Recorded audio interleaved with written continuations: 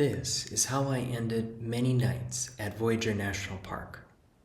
After rising before dawn and spending every hour of daylight collecting data at beaver ponds, I would return, tired, often wet, to my backcountry campsite, a small green A-frame tent among the jack pines on the shore of a quiet interior lake.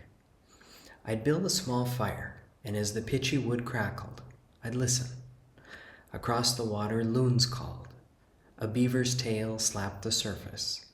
Frogs peeped along the shore. An owl hooted in the distance, and the clear notes of a white-throated sparrow drifted from the trees. The forest was alive with sound. We call it the soundscape, a living record of what inhabits a place. The rhythms of activity, the voices of the wild. As part of my dissertation research, I used acoustic monitoring to study amphibians. But some of the most powerful sounds I heard were not from frogs or birds. They were from wolves. The vocalizations of wolves are among the most magical and mysterious sounds of the northern forest. A howl carries for miles, weaving through trees, across lakes, and over ridges.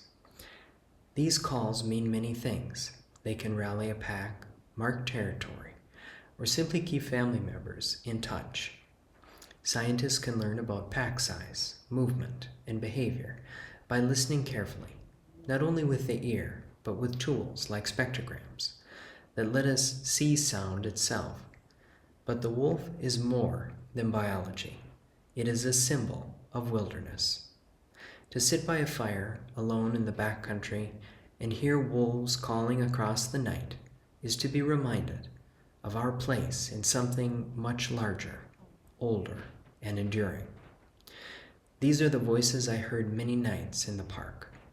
For me, they are not only data or sound waves, but a reminder of gratitude for the wild places that remain and for the chance to listen. The wolf's call belongs to the wilderness, and when we listen, we carry a part of that wilderness within us.